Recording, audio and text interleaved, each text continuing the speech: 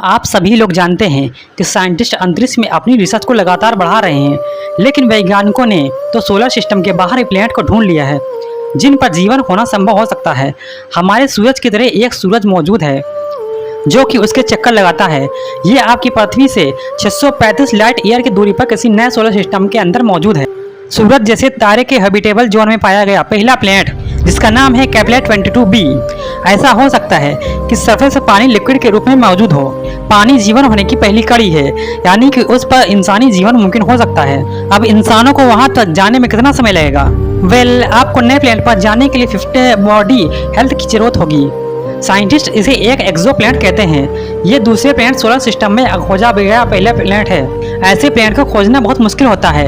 ऐसे प्लैनेट जिन तारों का चक्कर लगाते हैं उस तारे की रोशनी की वजह से ये छुप जाते हैं। अब भविष्य में देखना होगा कि इन तक पहुंचने के लिए साइंटिस्ट किन तरीकों का इस्तेमाल करेंगे। साइंटिस्ट ने पहले केपलर 22 की खोज की।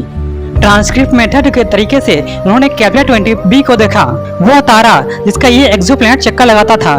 साइंटिस्ट ने देखा कि इसकी चमक समय से बदल रही है।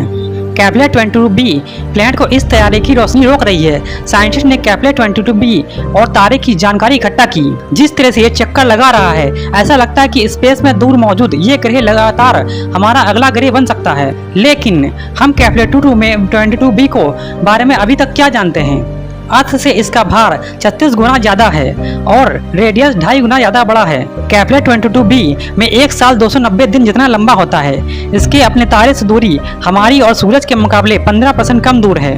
वहीं केपलर 22b एक ऐसा ग्रह है कि उसका सूरज हमारे सूरज से काफी मिलता जुलता है, लेकिन ये उससे छोटा और ठंडा भी है। तारे से इसकी नजदीकी की वजह से प्लैनेट को उतनी ही रोशनी मिलती है जितनी हमें अपने सूरज से मिलती है। केपलर 22b का टेम्परेचर 15 से 22 डिग्री के बीच हो सकता है, जो काफी हद तक अर्थ से मिलता जुलता है। ऐसा लगता है कि ये ग्रह काफी अच्छा और रहने के लायक है। कुछ मॉडल्स के हिसाब से केपलर 22b अपनी एक जगह से रोटेट होता जाता है, लेकिन इसकी ये जानलेवा मुश्किलें अभी खड़ी हो सकती हैं। इसका मतलब ये होगा कि इसके नॉर्थ और साउथ पोल्स अगले साल के लिए सूरज की रोशनी से ढके होंगे या फिर अंधेरे से ढके होंगे। केपलर 22b जैसी दुनिया का अपने साइड पर घूमने का मतलब है कि तापमान उबलने जैसा गर्म हो सकता है या फिर ठंड से जम हो सकता है, जो कि इंसानों के जीवन जीने के लिए ठीक नहीं है। हमारी गैलेक्सी इतनी बड़ी है, इसमें उम्मीद शामिल की जा सकती है क्योंकि किसी भी अन्य प्लैनेट पर जीवन की संभावना ही नई स्टडीज मिलती हैं। ऐसा हो सकता है केपलर 22b एक 50 मीटर गहरे महासागर से ढका हो जो क्लाइमेट को कंट्रोल करने का काम कर सकता है, जिससे गर्म या ठंडे टेम्परेचर जैसा रोक सकता है, क्योंकि महासागर अपने अंदर हीट को स्टोर करता है और इसके धीरे धीरे छोड़ता है, जिससे क्लाइमेट ठीक ठाक बना रहता है।